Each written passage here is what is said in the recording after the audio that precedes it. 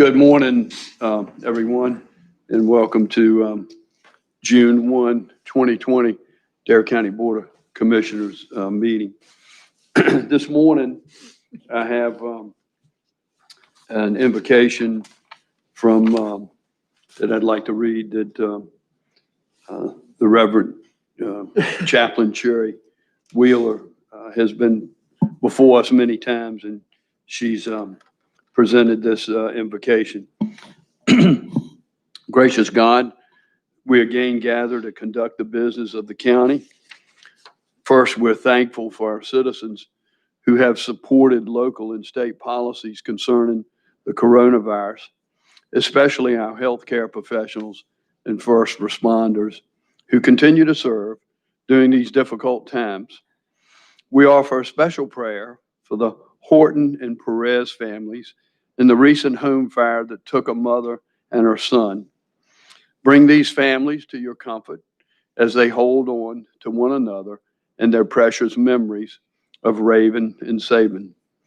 We ask you, O Lord, to endure us with your wisdom and discernment as we plan for the future and consider our 2021 budget today. May the items funded in the coming year bring the most benefit to our citizens and our many visitors. May those who are appointed today to the various boards, commissions, and councils throughout the county serve with integrity and excellence. And may we continually seek your face as we navigate these uncertain times before us.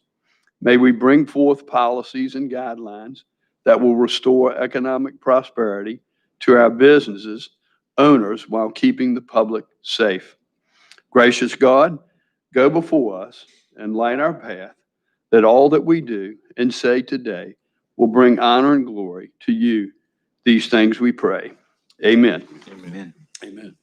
May we stand for the pledge. I pledge allegiance to the flag of the United States of America and to the republic for which it stands, one nation, under God, indivisible, with liberty and justice for all.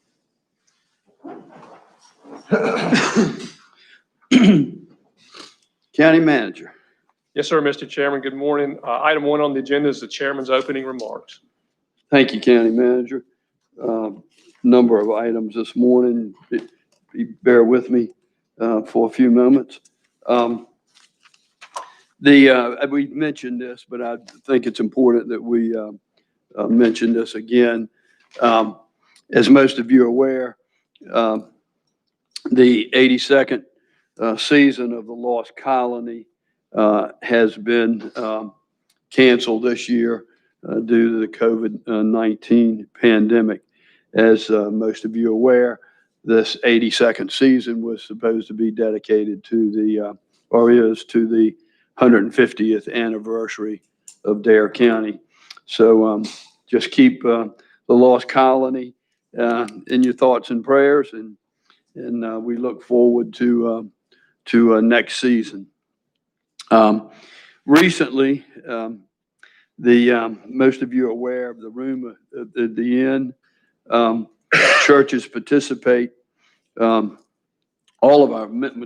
bunch of our churches in the area participate in this program annually to help individuals who are homeless, and they do a phenomenal job where they bring those folks in and feed them and put them up for the evening.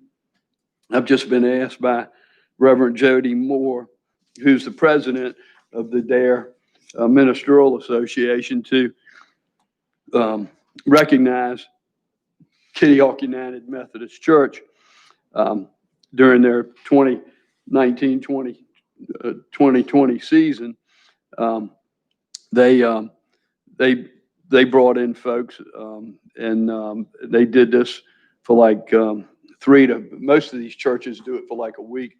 Kitty Hawk did this 5 consecutive weeks in a row, which is pretty phenomenal. But once again, all of our churches participate, and I can't thank all of our churches enough for all the work that they do for our homeless folks. And we just want to commend them, everyone, for everything that they do to help our homeless folks.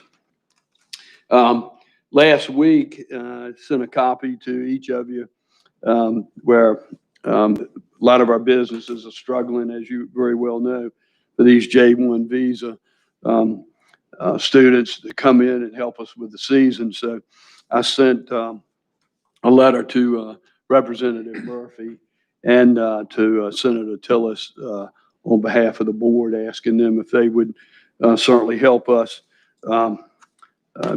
get some of those students in to help with our season. I'd have to yield to Commissioner Bateman if it's too late now for that to even happen or make a difference. But I haven't gotten a response back from them yet, but I know that a lot of our businesses out there are suffering by not having these individuals in here and working. So I don't know what the results of that's going to be, but I did want to make you aware that I sent those letters on behalf of the board. Recently, and this is just par for the course for a lot of our employees in Dare County, but in particular, we know extremely how well and how fortunate we are to have Donna as our planning director. And she was just recently featured in Making Waves. It's East Carolina Magazine. And they did an article on her with the title of it was Donna Creef, 88, protects Dare County water and property. So that's the year she was graduated from East Carolina. She's done quite a bit for us as a county planning director since she took over from Ray Sturzer once he retired. But she oversees the development of unincorporated areas of the county, which certainly include Hatteras, the mainland, Roanoke Island, Collington, which most of you folks out there knows west of Kill Devil Hills, and Martins Point. She states that, and how true this is, water is a part of everyday life here on the Outer Banks. She says, and how right she is, we drive over it, we work on it, and we play in it. And it's very critical to the success of Dare County. She stays very, very busy in protecting the natural resources of its importance, since our local economy, of course, revolves around beaches in the Sound. The big issue, as we all know right now, is flood maps for Dare County, and they go into effect June this month. And many of those properties are oceanfront properties that have certainly flooded in the past. And there's a concern that property owners will not realize the flood hazards associated with their property. And I reiterate that today. We've had an ongoing promotion out here for almost a year now of saying, just because your flood zone changes doesn't necessarily mean that you should cancel your flood coverage, because we know that the last two storms that we've had, those numbers weren't even included in the data that brought about these new flood zones. And in response to those concerns, this board, has adopted some regulatory efforts to treat the reclassification of properties as they were in the flood zone. And that means owners will have to raise structures to locally applied elevation marks. This is a progressive approach that we're having in North Carolina, and is an example of the dedication that this board and our planning has to ensure our communities are resilient from flood hazards. And these are statements that Donna's made. We've been very successful in Dare County with securing FEMA mitigation grants over the past decade, And I knew that we had elevated quite a few homes, but I didn't realize it was to the extent that we've elevated close to 100 homes here in Dare, in unincorporated Dare. So that's a phenomenal feat. So hats off to Donna, and great publicity. And I was glad to see that she got some recognition in the news about what she's doing to help protect Dare County. And hats off to Donna for the work she does for us. I have got two announcements that the governor has announced as of May 30. The governor signed an executive order 142 to extend the prohibition of utility shutoffs and implement a moratorium on evictions. The order went into effect on May the 30th, and the order is in effect immediately, and it will last for about 3 weeks. Would prevent landlords from initiating summary injections of other eviction proceedings against tenants for non-payment of late payment of rent, prevents landlords from assessing late fees or other penalties for late non-payment, prevents the accumulation of additional interest, fees, or other penalties for existing fees while this order is in effect, requires landlords to give tenants a minimum of 6 months to pay outstanding rents, requires leases to be modified to disallow evicted tenants for reasons for late payment, and it makes clear that evictions for reasons related to health or safety can take place. So that went into effect May 30. Now today, the governor has asked all the North Carolinians to observe the day of mourning to honor people who have passed from COVID-19. The Governor Cooper encourages all North Carolinians to grieve the 100,000 plus people in the United States, including almost 1,000 in North Carolina who've lost their COVID-19 life to COVID-19. And this is an opportunity to remind ourselves that our death count's not just a number, it represents citizens of this country. He encourages North Carolinians to join in this moment of silence in honor of people who have lost their lives in the wake of this cruel virus. More than 100 leaders of faith-based organizations, including Christians, Jews, Muslims, houses of worship across the country, are leading this national moment of silence on Monday, June 1 at noon today. Local and state leaders throughout the nation are joining the call for silence, including the Governors Association of the United States. And Cooper will order all state flags to be lowered at half staff in memory of those who have passed away from a coronavirus. So that once again takes place effective today. County Manager, that completes the Chairman's comments. Chairman, next on the agenda, item 2 is the public comment, and we'll take a minute to see if we get any public comment by email. Okay.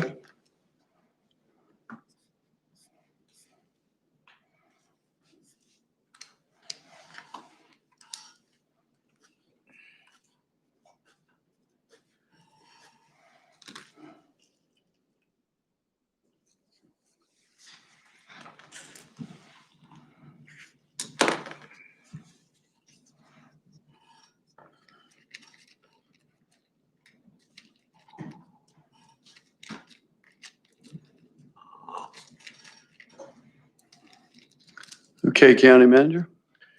Yes, sir. Next on the agenda is the recognition of the county service. Over the last couple of months, we have not, under the COVID regulations, brought our staff in to recognize them for their time that they've worked with the county.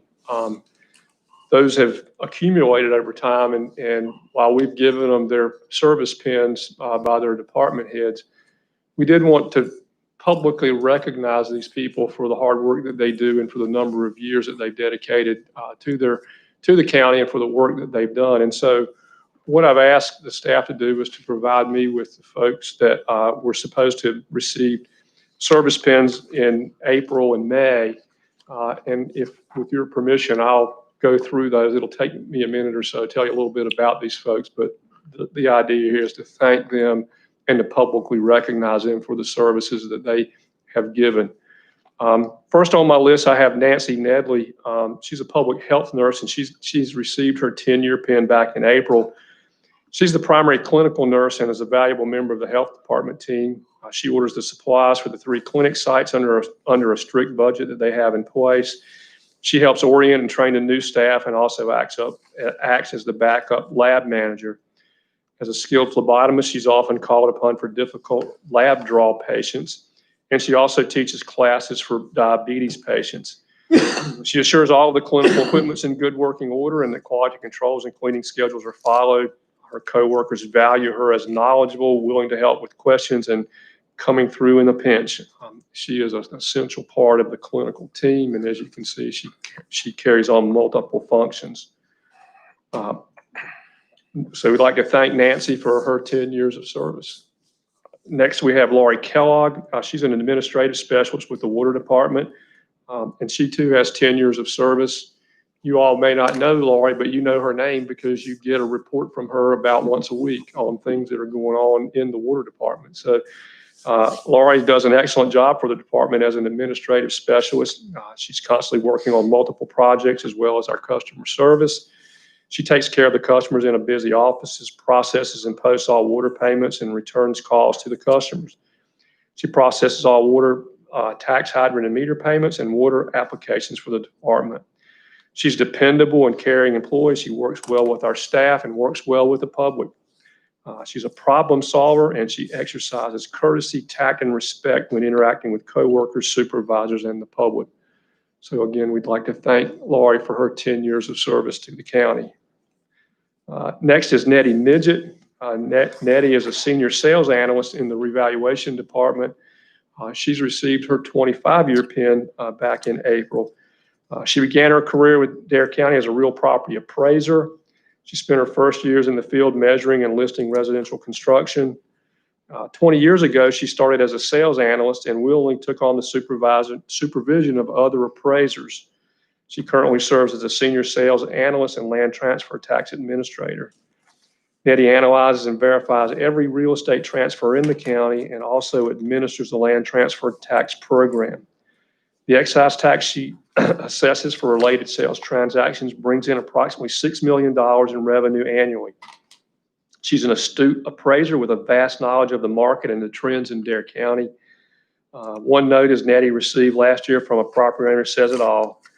Thank you so much for all your help, the perfect blend of professional with personal. So thank you, Nettie, for your 25 years of service to Dare County. Next, we move to the May recipients. First is Kelly McPherson. Kelly's an administrative specialist with General Services, and she received her 15-year pin back in May. Kelly started in Dare County as a custodian and served there for 3 years. She then moved to General Services and as an administrative specialist. Administrative specialist is a floater, and our floaters serve all over the county and perform various functions in multiple departments as they're needed. She's very dedicated and detail-oriented and can do whatever task you give her, and she does it well. We look forward to 15 more years from Kelly and thank her for her services as well. Next is Wendy Parks. She's an administrative specialist in the sheriff's office, and she too has 15 years of service. She originally worked at the detention center and has been at the main sheriff's office since November of 2012. She processes the citizens carry concealed permits paperwork. She also takes care of entering court, domestic violence orders, and other information in regards to the Criminal Information National Network. She handles some of the paperwork entries for Captain Wilson, who takes care of the patrol operations side of the sheriff's office. and she's certainly there and brightens up the office every day. So we'd like to thank Wendy for her 15 years of service as well. Next is Joanne Selby. She's an administrative specialist with social services, and she too received a 15-year pin back in May. Joanne came to social services from the Dare County school system. She worked in the family services unit as an office assistant. And in 2008, she was promoted to a senior office assistant and worked in the economic services division until 2012 when she moved to the front desk reception. Joanne celebrated her last day of service this past Friday as she retired after her 15 years of service. We wish her the best and again, thank her for the 15 years that she dedicated to Dare County. Sandra Shull is a warehouse technician, fleet maintenance shop, and she received her 20-year pin. She started with the county fleet maintenance on May 1st, 2000. She's responsible for the procurement of all the inventory and parts needed for the Dare County fleet and does this with a high degree of accuracy. Her attention to detail is phenomenal, and she processes thousands of orders and transactions on her credit card and keeps extremely accurate records. Overall, Sandra's a great asset to fleet maintenance, and she's dependable and can always be counted on to help them out. So again, we'd like to thank Sandra for her 20 years of service to Dare County. Next is Jackie Tillett. Jackie's a senior election specialist, and she has 35 years of service. We don't get many of those, and we don't order very many of those 35-year pins, so there's only been a few of those that have come by. Jackie began her career in building inspections and planning, where among her many responsibilities, she served as clerk to the Planning and Zoning Board. In 2013, she transferred to the elections as the deputy director. She goes above and beyond the call of taking tasks, creating better ways to make the election process run smoother, and goes the extra mile to assist poll workers, voters, and the director. She's organized, communicates her ideas clearly, works efficiently and effectively as she follows through all of her tasks through completion. Again, 35 years is something to be proud of, and we thank Jackie for her 35 years of service. So now we're to June, and these are the June recipients. Lee George is a detention shift leader at the jail. He received his 15-year pin. Leanne began her career with the county as a detention officer. She's been a standout among her peers and has been promoted to sergeant. Her loyalty and dedication show as she supervises her shift and strives each day to bring out the best in everyone. When an officer recently lost all of their property to a house fire, she was the first one there to rally support for this officer. She's been a dedicated and loyal employee to the county for 15 years. But beyond that, she's been and will continue to be a dedicated and loyal friend to all the people that she meets in her life. So we'd like to thank Lee for her 15 years of service as well. Next is Aubrey Remage, is a fitness coordinator at Older Adult Services. She received a 15-year pin. Audrey's passion for senior fitness is something that is contagious. She has built the senior fitness program and teaches the step and high-low impact aerobics, Tai Chi, meditation, yoga, and chair classes. She works closely with outside instructors to provide other classes for our seniors. As the events director for the Outer Banks Senior Games, she's also volunteered for many years in Raleigh at the state finals for the North Carolina Senior Games. She is constantly increasing her knowledge of senior fitness, and through this pandemic has posted exercise and fitness information on our Facebook page. She is loved by all and appreciated beyond words. Again, let's thank Aubrey for her 15 years of service to Dare County. And finally, we have Jerry Laughlin. He's wastewater treatment superintendent at Skyco water site. He came to Dare County after 31 years in the Army. He started as an operator in Hatteras, and in 4 years was promoted to superintendent of the Mac Midget plant in Rodanthe. After 13 years in Rodanthe, he was transferred to Skyco water treatment facility in Manteo. Jerry's a dependable employee, works well with his staff as well as his interaction with the public. And we'd like to thank Jerry for his 20 years of service to Dare County as well. Thank you, Bobby. Man, that's amazing. I did the math. That's 195 years we just recognized. Wow. That's a lot of years and a lot of good people. So Yeah, and that's right. thank them for their efforts and their service. Item 4 on the agenda is the public hearing for the manager's proposed 2021 budget. At our last meeting, we presented the budget to you. Do we have any changes, Dave? Okay, for the first time since I've been here, we haven't had any changes in the interim. So what we went through last year is what we're proposing as the budget going forward. Under the state statutes, we have to have a public hearing before you all can adopt the budget. That's been posted and advertised, so this is that public hearing. We're also required to allow people that want to attend this public hearing, attend in person, and we posted that as well. I don't see anybody here, so there's no one here to attend, but we'll take a second to see if we get any public comment on email. And when that's completed, Mr. Chairman, if you are satisfied, you are authorized to then approve the budget if that's your wish. So we'll take a break just a second to see if we get any public comment. Okay, give it a few minutes.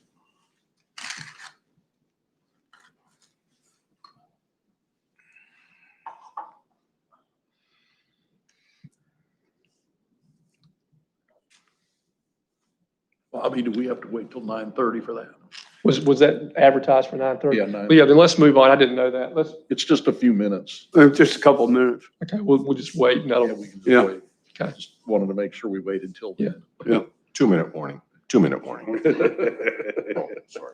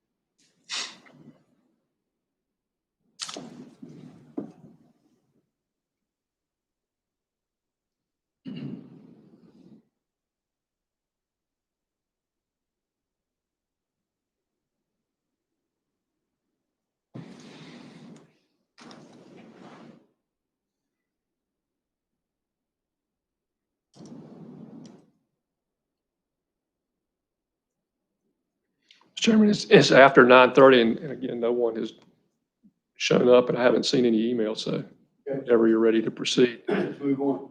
All Anyone, does the board have any questions about Dave with respect to the budget? Is there, what's the pleasure of the board? There's a motion on the floor by the vice chairman to approve the manager's proposed 2021 budget as presented. Is there a second? Second. Seconded by Commissioner Bateman. Any further discussion? Hearing none on that motion. Those in favor of the motion signify by saying aye. Aye. Opposed, like sign. Motion carries unanimous.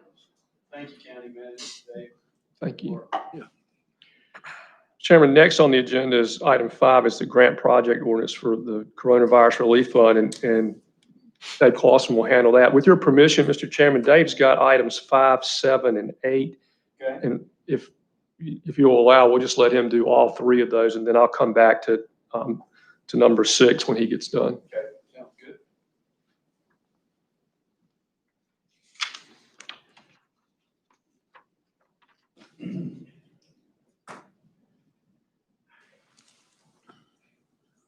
Good morning, Dave. Good morning. Item 5 is for, this is just to establish a budget so we're legal for the state coronavirus relief fund money. We actually got the money last week. 3 counties in the state received it directly from the federal government, and then the other 97 went through the state, but it's still federal funds. The allocation was a base of 250, and as usual, the rest was on permanent population. So we have counties with smaller budgets that's got more receipt than we do. But I decided to create a separate fund to keep it out of the disaster recovery, because normally that's hurricane stuff. Well, also, what you have is a grant ordinance, so it doesn't die at June 30th, because we have through December 30th, what we spend through December 30th is eligible. So it'll cross fiscal. Also, the FEMA money for coronavirus, I want to move over into that separate fund also, so it doesn't get mixed up with hurricane activity. The numbers I put in, the 852,149 is the actual number from the state. We've already received that money. The FEMA number is just what I knew we had that was eligible as of last Monday. Now, I'm going to talk to you a lot more freely about our plan than I would have, because the state changed their position last Thursday. The state's position was that the relief fund money should be spent first, and then FEMA only for what was left over. Understandably so, because the state had to come up with the 25% match for the FEMA money. What happened Wednesday and Thursday of last week is the federal government said that the state could use their relief, their CARES Act money for their 25% match for any FEMA money. So on Thursday, the state changed their position to what we had been arguing, in that whatever's FEMA, if we can determine that it's FEMA eligible, we put it in that pot first. That's the Because 125. Yes, and it will be more than 125, definitely more. Now we know it'll be more than 125. So we'll maximize that first, and it's usually not easy to get answers on eligibility questions, and this has been even more so. But thanks to some contacts that Sandy West has and some contacts that I had, we talked last week, and actually talked with Carteret County too, because we found that the more FEMA literate places were taking this same approach. And some of the plans that we saw, draft plans for the relief fund, I don't want to say didn't make sense, but were kind of uneducated as far as FEMA went. A good example of that, there were a lot of, there's several things that the state relief fund is eligible for, and it's the board's decision. But for example, the board could award money to the school system. The board could award part of the money as grants to small businesses, as loans to small businesses, to nonprofits, and to municipalities. We did research. Norma Houston with the school government told us school systems have a separate pot from the state, and it's possible that the school system will get more money than we will. Same thing, oh, hospitals, if you have a local hospital, they're eligible. But again, there's a separate pot of money from the state for that specific funding. Municipalities, we read about literally arguments between counties and towns about how much was going to be allocated, and saw a couple of example plans where they just said, okay, you get 20,000 each, we're going to take another 50 or 100,000, whatever, and allocate it based on population. Well, with FEMA, we took the approach that I talked to a couple of the towns and said, what cost are you going to have that won't be FEMA eligible? And it really comes down to the only thing that we can find so far are teleworking costs because of COVID-19. Everything else that they've had will be FEMA eligible. So there's kind of not a need for that allocation if all that's eligible, except for the teleworking cost. And we've talked to every one of them, and that will be in the plan that you see at the next meeting. The plan was due last Friday. We didn't turn it in because on Thursday, they changed it to due date to June 15th. There are also procurement issues. The FEMA procurement was declared as an emergency. The CARES Act was not. That changed Friday at 5:30. So we're still working on it. Department heads have a meeting, an online meeting this morning with Sheila Davies to start working on a How are you possibly reopening keeping plan. all this stuff straight? This Well, sounds like it's- chaos. Well, They're directing you from multiple directions with It's- conflicting direction and what we're instruction. doing is myself, Dustin from purchasing, Yeah. Ernie from internal audit, and Sandy West, who knows all the FEMA stuff. We're doing it all together. And I think we're getting there. Jeez. But like the reopening plan is a good example. You asked what things are eligible. We found out that FEMA, all the personal protective equipment, well, let me go back. As we look at reopening buildings, public spaces like our lobby and the courthouse and libraries and bomb center, dare center, all the personal protective equipment is eligible for FEMA. All the cleaning's eligible, all the sanitizing is eligible. But we have to get together a plan because, we know we're going to have maybe one or two departments that want to do way too much. And we might have one or two that are not doing enough. And Sheila's going to review all that, and we're going to come up with a plan, and we'll put that into our cost and decide, well, we've already decided that that's going to be FEMA. And so we'll be back to you a lot changing, especially the FEMA budget number. Another example is the checkpoints for the sheriff deputies. All the equipment use is FEMA eligible. It's not CARES Relief Fund eligible. All the overtime is FEMA eligible. All the straight time is CARES Relief eligible. But then the question is, do we have enough money in the CARES Act money to use for that straight time? And we'll continue to work on that and be back to you. And we'll have the draft. We'll have the plan back to you on June 15th. That would then at least allow some cushion in the sheriff's budget then, right? If we were able to. See, that's the idea. And the problem is we're going across the end of a fiscal year. And we're not going to know in order to get the benefit in the year that ends June 30th. But we got an answer that it's just reporting cost. So we actually don't have to do journal entries and change everything within that specific year. So it may be that sometime during the next fiscal year, we'll be able to give some relief back to the general fund for this year. Everybody got that? Yeah. Crystal. Fundamentally. Whatever benefit it gets back to the county, it doesn't go to a department. It goes to the general fund. And Right. in the general fund, you all then decide in the budget how to prioritize the use of any of that money. So the salaries, compensation, and expenses remain in the sheriff's budget where they belong. Yes, sir. The 852 is a general fund revenue enhancement that we are then able to, Don't say those words. No. Sorry. is it revenue or not?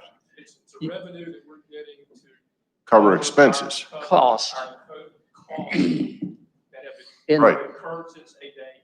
Right. Which we may incur between now and December 31st. That makes perfect sense. And I'm sorry, and I'm saying it that way because the one thing we're getting pounded with over and over and over is CARES relief money cannot be used for revenue losses. I But it see can what be you're saying. used to Yeah. relieve expenses. Right, So- So Dave. Right. Just another question. So the North Carolina money is 852, 149. Yes, sir. Then the FEMA money that you're expecting will be. 25. Well, In excess of that's the just what I 125. knew as of last Monday. And You're to give an anticipating it example, being more than 120. yeah, Right. that number is just the equipment use allowance for the checkpoints. That's all that amount is. So we're going to start. So when we get More. ready to talk about this some more, if we could just have a sort of a summary. Yes, sir. Yeah, that'd be great. It would really help because Yeah. I don't understand how you got your hair. there. We've got one and we it changes every single day. And then as of Friday, like the procurement thing is a real issue because Matt's got a list of teleworking equipment. But if it was only CARES Act eligible, which it is, it had procurement issues because we have certain network specs that we need to meet with certain suppliers, and we couldn't do that without a procurement emergency. But now we have that, so. Gotcha. The CARES Act money is a finite pot. That 852, whatever it is Right. a finite number. When it's gone, it's gone. The FEMA money is not capped. In a hurricane, your FEMA expenses that are eligible are your FEMA expenses. If they're 125, they're 125. If they're 5 million, they're 5 million. And so that is a cap. And so whatever our FEMA eligible expenses come out to be will be whatever that is. So when you say it's going to be more than 125, we know based on the list that we have right now that that's about 125. We also know what's coming, or some of what's coming, and we have our reopening committee, if you will, meeting now to help us understand what other expenses each department will have, and then we'll allocate those between the eligible FEMA expenses and the ineligible FEMA expenses that we'll take out of CARE money. Gotcha. Thank you. Thank you, guys. All right, any other questions today? Is there a motion to adopt the grant project ordinance? So move. Motion is by Commissioner House. Is there a I'll second? second it. Seconded by Commissioner Tobin. Any further discussion? Hearing none, those in favor signify by saying aye. Aye. Opposed, like sign. Motion carries unanimous. Thank you, Dave. We'll go to item 7 now, right? Yes, the Human Services. Yes. Thank you. Yeah, good news on that. We had a rebid for the Human Services project. The only thing they had to rebid was the heating and air conditioning contract.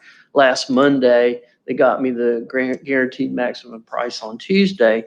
As an example, just so you know, the original Oakley Collier estimate was $4,849,000 when you chose option 2 from their feasibility study. A.R. Chesson did their estimate on 80% complete drawings, and that was $4,004,000. And if you look using just the base bid with the items that were in that base study for Oakley Collier, their final bid was $4,388,000. What that's allowing us to do is add in the bid alternatives, which were $19,000 to replace countertops in the existing break rooms, $159,000 to replace the flooring in all the existing areas except for the bathrooms, which are already tile. Replace the data cabling for $144,000 in the existing building. The new data cabling is included in the guaranteed maximum price base. And then we had a new item. We had soil borings done in between the two buildings where the walk area is, and it makes sense that they didn't excavate and replace the material when the construction happened, but there's unsuitable soils in there. This is an allowance. They think it's very conservative at $100,000. Chesson told me we think maybe we'll use 50, but they're really not going to know until they start digging. So I was able to keep the same amount that's in the budget and the CIP that you just approved by lowering our contingency by $1,300. So it's the same price as what we were looking at in the CIP and the investment model. So what we're asking you to do is to authorize the county manager to execute change order 1, which we'd already executed the construction management risk contract with Chesson. This just sets the guaranteed maximum price with change order 1. And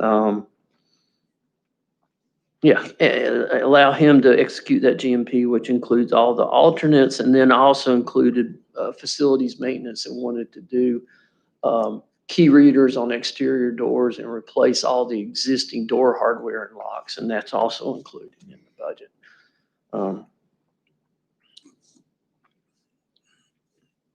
Oh, and I'm sorry, and there's also, in order to do that, there's also an amendment to the capital project budget. ordinance, which changes some line items and Okay. sets the GMP. Any questions of Dave then? Just a quick one on page 21. It's like down a couple of pages, Dave. Section 4 and section 5. Section 4, the following revenues are additionally anticipated to be available to complete the project. Debt proceeds, the 2020 limited obligation bonds, $5,154,000. Then in section 5, we have DHHS buildings, the 5738 that you've just detailed and explained at the very top.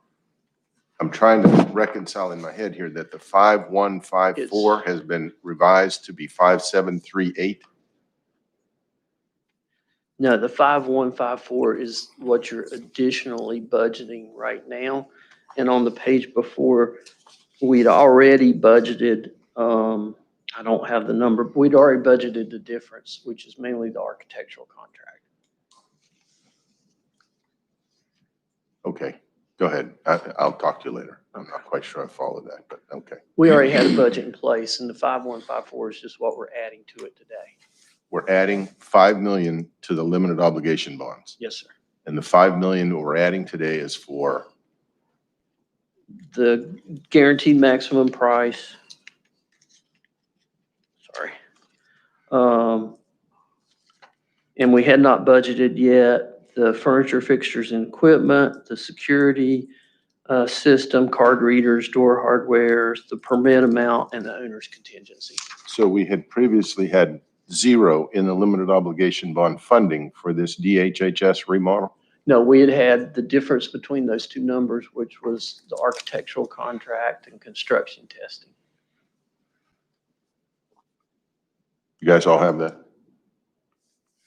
You lost me. I don't. Sorry, I don't. We, In the previous budgets, we had in the architectural contract for 492, and the testing, the soil testing. Right, that's a tiny percentage of the overall We project. budgeted that, that was in the budget. So now, when we come in, the total budget that you're now doing is whatever the total is minus those two things, and that's the 5 million, whatever. Okay, so we didn't use a placeholder. We didn't put in a $5 million estimated Right. to be I revised. just waited We until just we left it got, 0. until you actually approve the construction, moving forward with That's what I was construction. trying to get at, guys. Okay. Right. Any further questions? Pleasure of the board. Motion to approve. Motion's been made by Commissioner Ross. Is there a second? Second. Seconded by Vice Chairman. Any further discussion? Hearing none, those in favor signify by saying aye. Aye. Opposed, like sign. Motion carries unanimous. Item 8, Yes, sorry, I'm gonna look at this real quickly and tell you, because Dustin told me that Bobby was gonna do this one, but no, it's okay.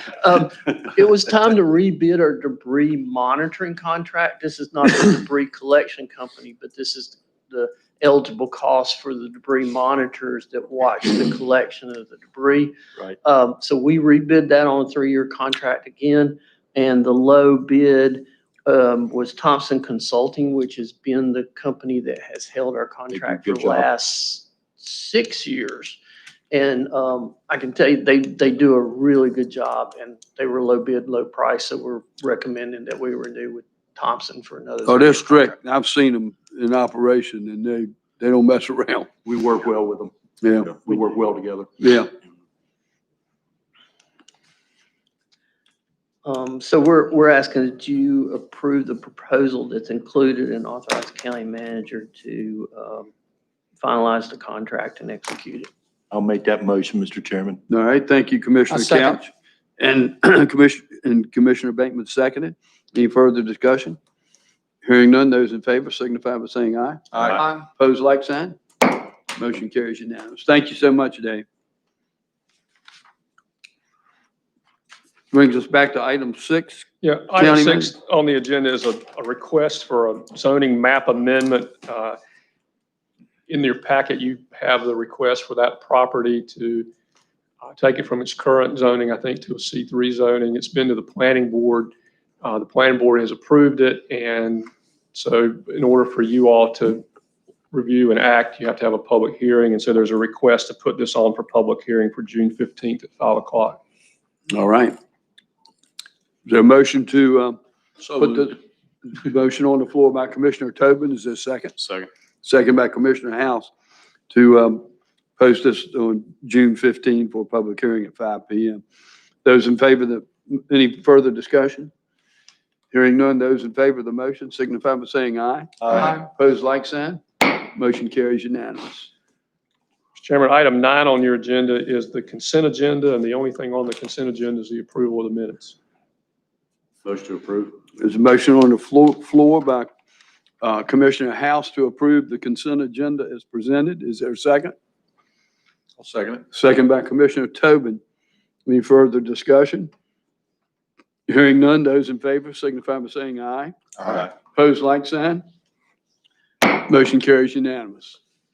Mr. Chairman, next on the agenda is item 10, which are the board appointments, and there are a number of these this morning. First on the list is the College of the Albemarle Board of Trustees. The chairman's term expires on June of 2020, and he'd like to be reappointed for a 3-year term. Move to approve. Second. Boy, I came in every direction. It was the board That's across the right. board. I believe the motion was made by Commissioner Couch and Bateman. And was there a second? Second. Second by the Vice Chair. Any further discussion? Hearing none, those in favor signify by saying aye. Aye. Opposed, like sign. Motion carries unanimous. Thank you, gentlemen. Next is the Mans Harbor Marina Commission. The terms for Paul Mann, 5th, Jeff James, and Jesse Outland Sr. expire in June, and all would like to be reappointed for 2-year terms. Move to reappoint. Motion on the floor by Vice Chairman to appoint. Is there a second? Second. Second by Commissioner House. Any further discussion? Hearing none, those in favor signify by saying aye. Aye. Opposed, like sign. Motion carries unanimous. Next is the Mans Harbor Community Center. The terms for Clyde Guard and Bobby Sawyer expire. They would like to be reappointed. Move to reappoint. Motion on the floor by Commissioner House to reappoint. Second. Second. Commissioner Bateman, second. Any further discussion? Hearing none, those in favor signify by saying aye. Aye. Opposed, like sign. Motion carries unanimous. Mr. Chairman, Yes, sir. Fessenden Center, I don't know, Bobby, if you're going to deal with that a little later on, but did we blow by that item 10?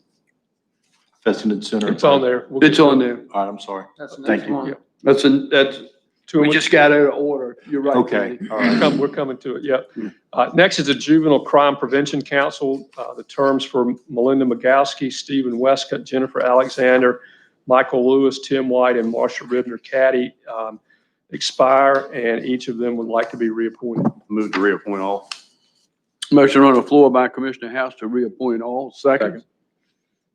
Second. Oh, I'm sorry, Commissioner Tobin. Any further discussion? Hearing none, those in favor signify by saying aye. Aye. Opposed, like sign. Motion carries unanimous. Next is the Veterans Advisory Council, and the Veterans Advisory Council recommends that Richard A. Probst and Marsha Brown each be reappointed. Move to reappoint. Motion on the floor by the Second. Vice Chairman, seconded by Commissioner Bateman. Any further discussion? Hearing none, those in favor signify by saying aye. Aye. Opposed, like sign. Motion carries unanimous.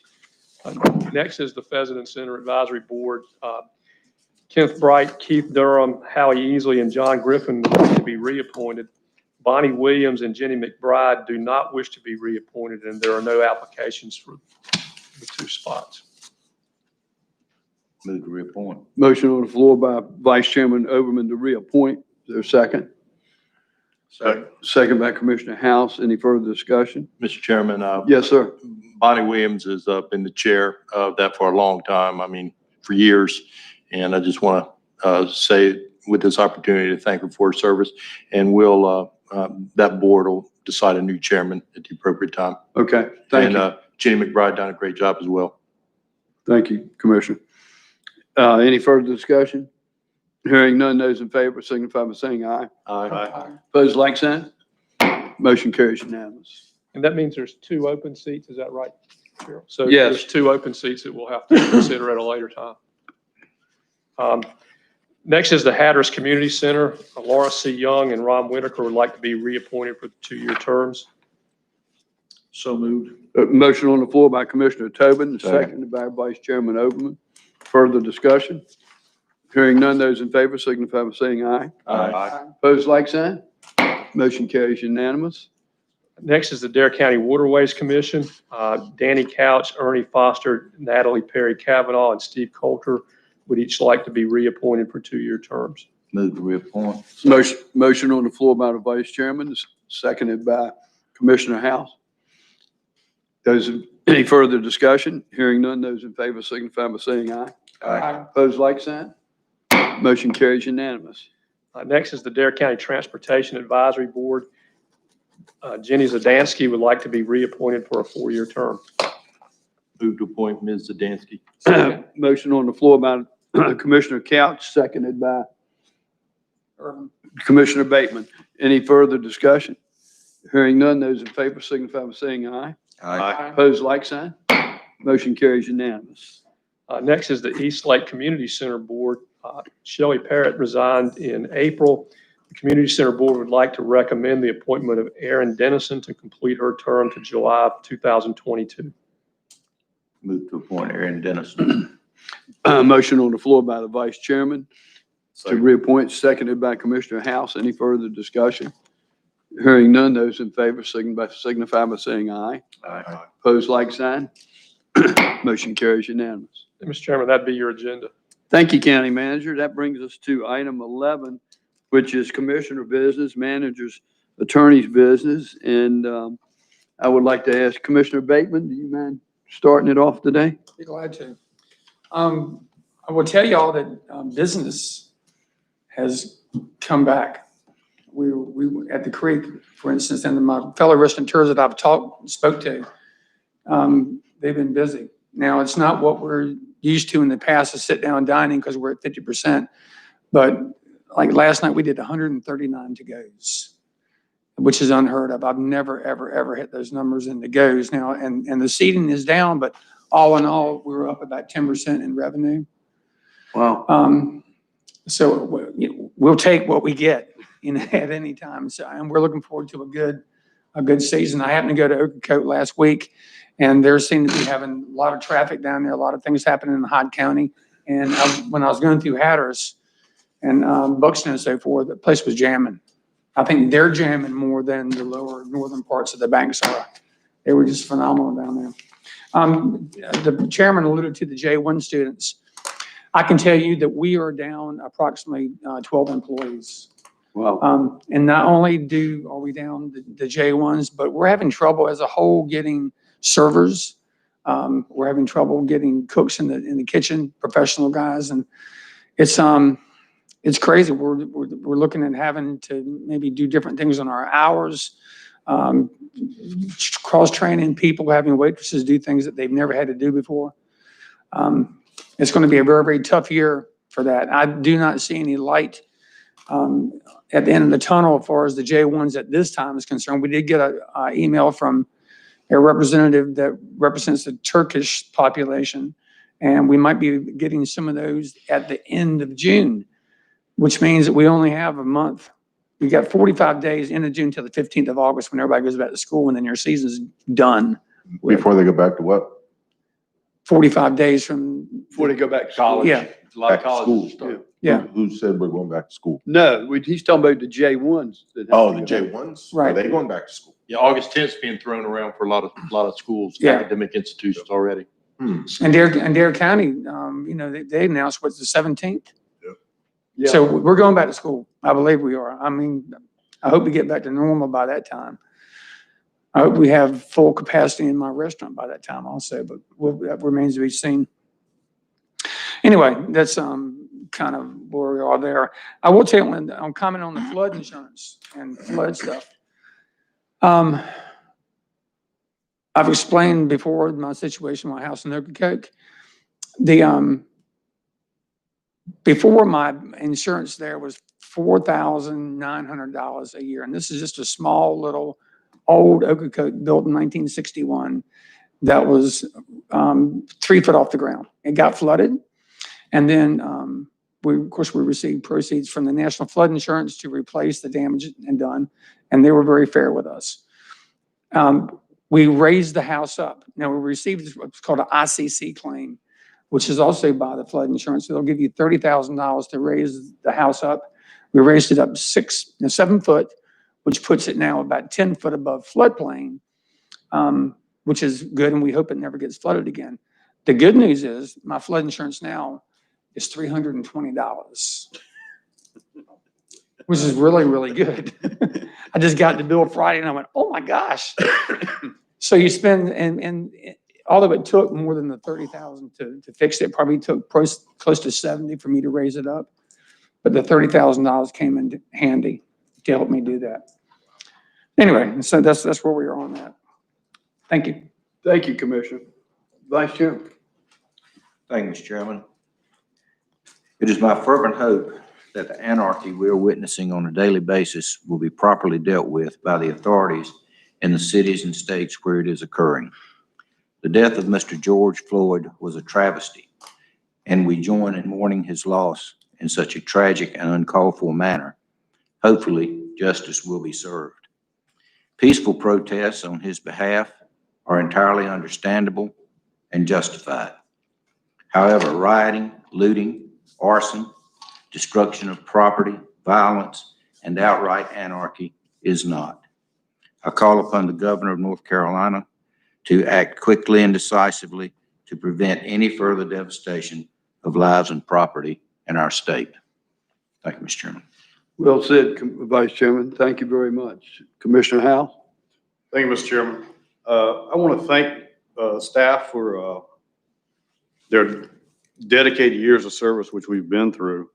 That we went through earlier this morning. And to Joanne Selby, congratulations on your retirement. I hope you have an enjoyable time with that. Also, it seems that every time I come to a commissioners meeting, I'm talking about another death that has affected us. This past week, Carteret County Commissioner Jonathan Robinson passed away suddenly. He was a very strong advocate for our commercial fishing industry in Carteret County and did a lot of work with our representatives in Raleigh. I relied on him a couple of times through some of our other issues. And he will be sorely missed throughout the community in Carteret County. And not only that, but also our commercial fishing industry as well.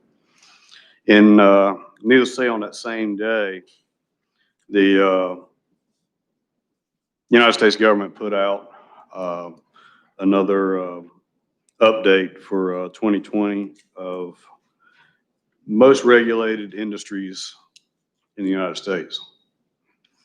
In 2019, and the commercial fishing industry was 9th.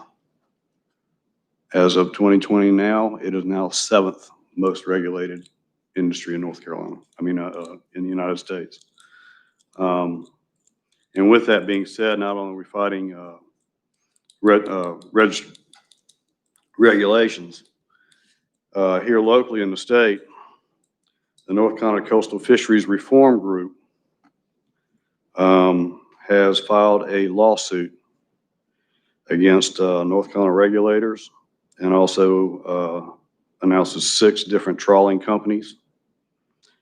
And they're trying to have that, so that trawlers cannot trawl for shrimp in our sounds. They are stating that the bycatch discount violates the Federal Clean Water Act. Now, keep in mind, the North Carolina trawling industry is leading the nation in bycatch reduction. And you can go on YouTube and you can watch several of these guys that have put films out when they pulled the nets in and cut the nets and put them onto the boats. You can actually count the number of fish. And it's a very low number that you see. And even with those bycatch of finfish in those nets, 90% of what they catch in there is actually a sellable fish. So your bycatch is basically very little Minimal. at best. And I'm not sure about the reasoning, but fish die in our sounds every day. It's a way of life. You live, you die. And I don't see where the mass numbers that they're projecting even comes close to what's actually happening out there. So we're going to be keeping a close eye on this lawsuit and see where it goes. I want to also mention our day in history. 1 year ago was the Virginia Beach tragedy, where gunmen went into the Virginia Beach town offices and just started shooting. And that was a definite tragedy that has gone on in that community for ever since that point in time. And I just wanted to recognize it again and say that we're still behind you, Virginia Beach. And to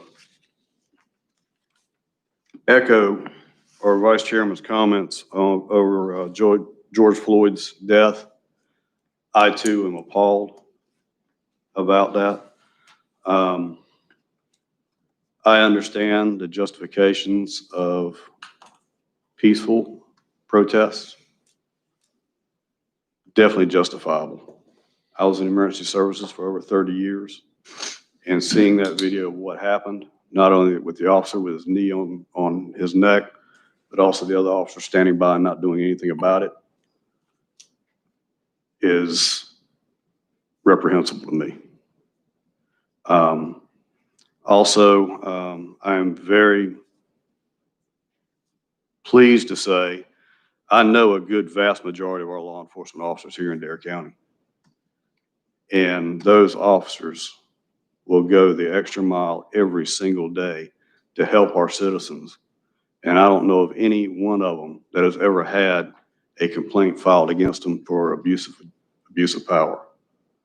And that's one of the good things we have here in Dare County. And my heart does go out, and my condolences goes out to the Floyd family. And but the looting and the anarchy that's going on has to stop. You're not doing any favors to anybody by doing that.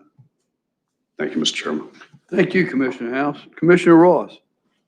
Thank you, Mr. Chairman. I'll be brief. With the Albemarle Commission, we have been operating with a temporary executive director, an acting executive director for some months now. And as a result of our search, vetting, interview process, we have a candidate who is now in the final stages of negotiating and making the job offer. And when that is completed and accepted, I'll bring that back to you. But we feel very confident that we have a seasoned, senior, well-experienced candidate who can bring a lot of value to that commission.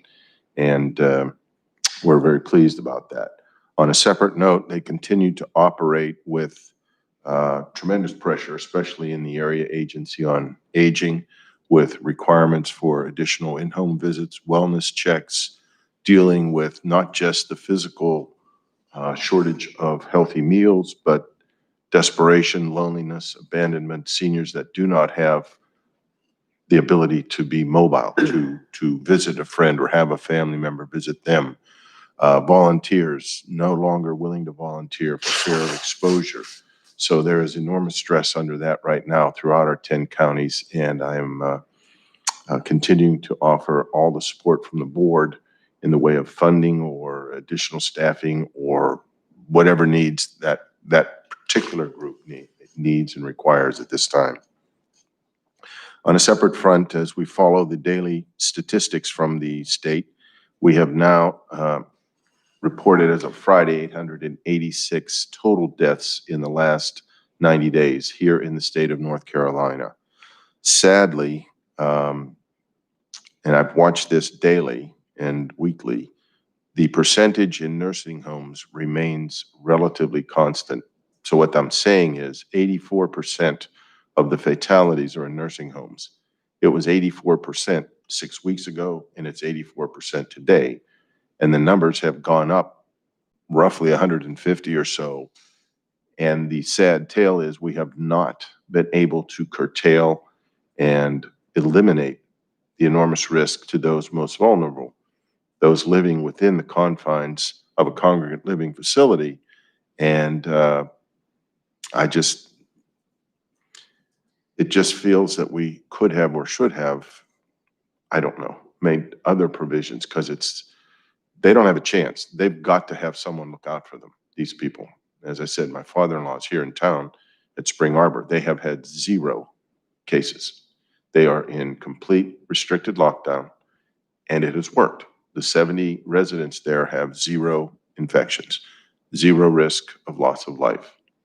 And I don't, for the life of me, understand why the rest of the state, in individual cases, hasn't been able to do that. Because right now, from the statistics, these 886 deaths, just about 700 can be traced to nursing homes, which is 533, and an additional 160 or so to folks who are over the age of 75 that may or may not, in fact, all probability, comorbidities. In essence, the takeaway is if you're under 65, there were roughly 190 people who have passed in 90 days in our 10.5 million population state. 190, 10.5 million in the state over the last 90 days. Thankfully, that is an enormously small percentage, which indicates a lot of good. It's all focused on nursing homes and seniors. If we could get that under control, folks, I think we would see a really, really good turnaround in our numbers. But for some reason, we have not. Thank you, Mr. Chairman. Thank you, Commissioner Ross. Commissioner Tobin? Yeah, I would like to echo what Rob was just talking about. I've been in contact with the state ombudsman for nursing homes. I'm on the Community Action Advisory Council for nursing homes and extended living facilities. We have been restricted from going into nursing homes. We are the people that are responsible for the patient's rights. You can't get in. They will not let us in, and which is very, very frustrating. Yes. Because we're the ones that should be allowed in Yes. as oversight. We could, do all the protocols. that Screen are you at the door, necessary, screen us temperature, at the door. evaluation. The staff can go in, Right. but they're not letting the people who have oversight over the facilities in. It's very frustrating. I have personally spoken with ombudsman about it, and they're getting shut down by the higher ups. So we don't know what we can do about it, but something needs to be done. With that said, prayers for everybody that are in them, because we have been blessed at our facilities. We did have some cases at the nursing home here. Luckily, it did not get transmitted to any of the patients. Right. It was all Contained it staff. and resolved, yes. So we were very lucky. Moving on, the dredge project's still at the attorney's office. Hopefully the attorney will be done with it this week, and a copy of it will be sent to us to oversee. And then it will be signed and the project will start. And last but not least, I would like to thank the Lord for sunshine. Amen. Because it has been one wet week. It has. That's all I have, Mr. Chairman. Thank you, Commissioner Tobin. Commissioner Cow. Yeah, kind of want to follow up on some of the things that Irvin said. This is a serious situation with the J1 and the H2B people. They're critical. And with that in mind, I do want to, I marvel at the retail and the restaurateurs and the food and beverage, the real estate companies. And I'm not just talking about in Hatters. I've been monitoring what's going on from top to bottom, the entire length of the county. And our people are rising to the top. They've got a tough job. I mean, a lot of these guys are, companies are operating 50, 60% of capacity. And the morale is still good. People want to get back to work. I'm seeing a lot of people who've been given, a lot of managers, a lot of senior people who've been in the hospitality business. They are taking charge and they're getting it done. For the past 2 weeks down in Hatters, we've been at capacity with rentals. And I'm pretty sure that's based on conversations we had this morning, that's the same up here as well. And I want, and I'm sure I can speak for the board, I want our business community to know that we support you. We're appreciative of all the efforts that you're making. You're going the extra mile. You're not getting home until late. Some of your families are you're having to sacrifice your families a little bit, but we are sympathetic and just are grateful for the services that you're providing. With Forbes listing the Outer Banks as the #1 safe place to go, I know we have sweated what kind of season we're going to have. But if the past 2 weeks have been any indication, buckle up. And I am grateful for that. We've got bills to pay, college tuitions to take care of, mortgage payments.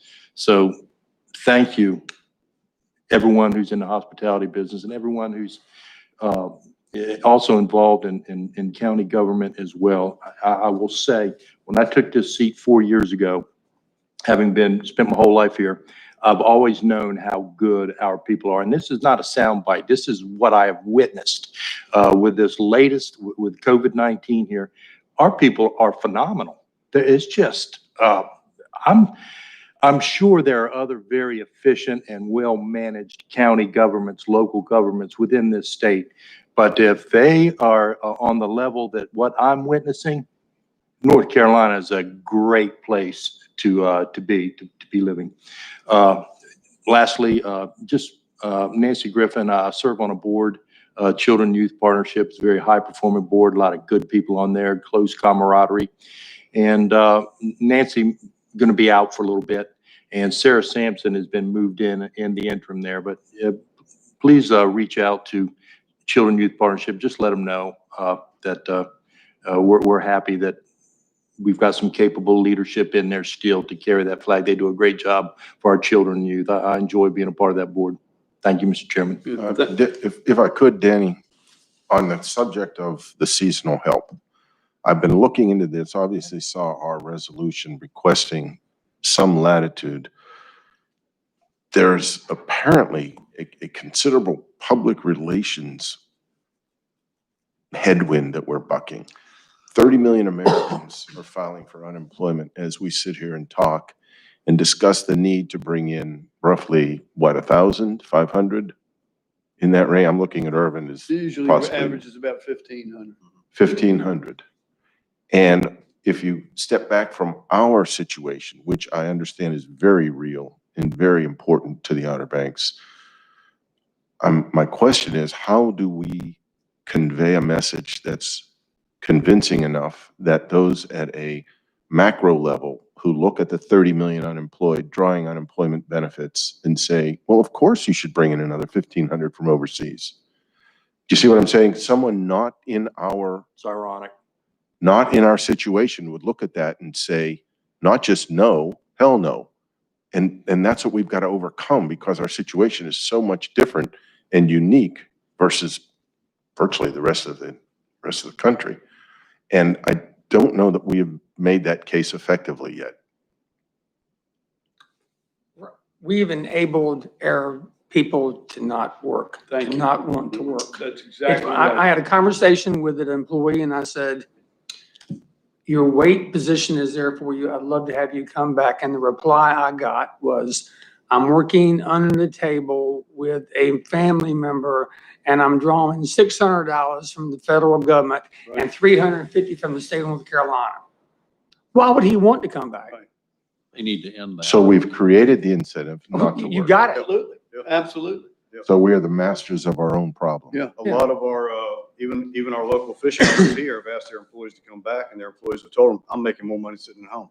Well, there If you you go, ladies and document gentlemen. There that you you go. have tried to rehire them and they do not come back and you report it, they lose their benefits.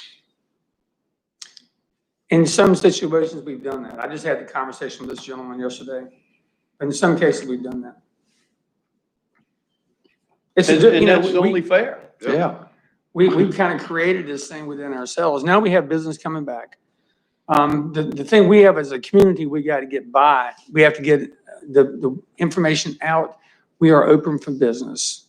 You know, we're doing everything we possibly can to allow you to come in and be safe. Our employees are you know, for instance, us, we have monitors every day. We hit their forehead with a gun. We know what their temperature is when they come in the mornings. We know what their temperature is when they leave in the afternoon. And if it's anything above what it's supposed to be, they don't work that day. I don't care how short I am. They go home. We've already had 2 that didn't come to work because of that. They just had a stomach thing. But you got to do what you got to do in this business to make ends meet and to fill those positions. I'm having trouble. Here's people are having trouble filling those positions, and the volume's still there.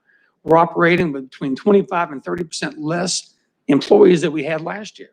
I had 24 waitresses last year on June 1st. Today I have 15. What am I going to do? Cut hours? Cut days of operation? Which means you're cutting Yeah, revenue? that's kind of you're cutting off your nose to spite your face by reducing Yeah. hours of operation. Yeah. That's terrible. Oh, God. It's first week of June. I'm getting ready to get it handed to me big time. All right, that Hang in there. brings us to county manager's business. Yes, sir, Mr. Chairman, I have 2 things. One is on our budget ordinance, when I make a change in a department reorganization or something, I'm supposed to tell you all. It doesn't require approval, it just requires me to report out. And we've made a change in the tax office. We have 4 personal property tax people over there that had previously reported to an appraiser. We've changed that. We've taken what was the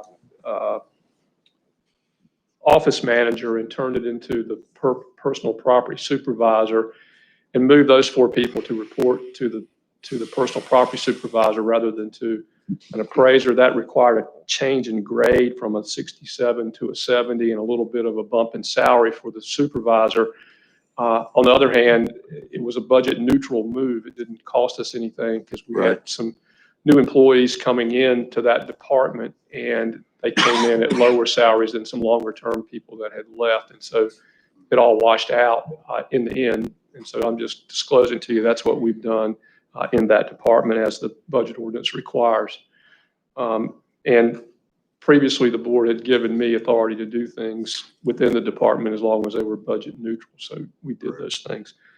The second thing is over in Manio, the Manio Commons property, there's been some demand from the downtown merchants. They're busy, as Commissioner Couch has said, and parking has been a problem. And there's been a request made for the use of that Manio Commons as a temporary parking as the town goes through the grant process. In our lease, we said they had to build a parking lot, and we went through all that sort of thing. They're asking, can they be allowed to use that property in the interim as a temporary parking to, I think they said they would get like 37 or 35 spots in there the way they had it arranged.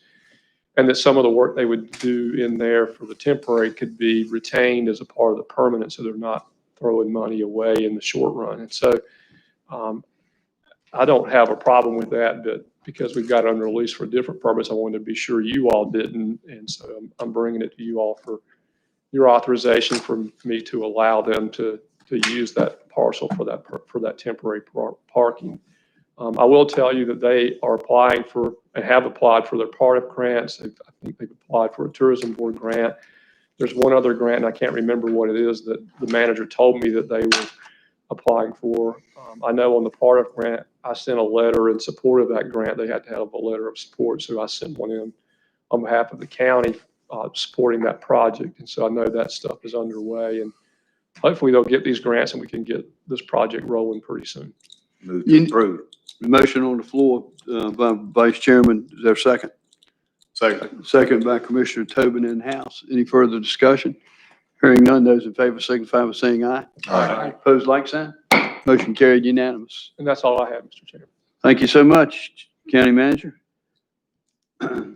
Finance Director, Mr. Clausen, you have anything else for us today? Thank you very much. So that brings us to close of our meeting, and I ask for a motion to adjourn until 5 p.m. on June 15th. Motion to adjourn. Motion by Commissioner House, seconded I'll second it. by Commissioner Tobin. Everybody speak at once. Any further discussion? Hearing none, those in favor signify by saying aye. Aye. Opposed, like sign. Motion carries unanimous. Thank you all.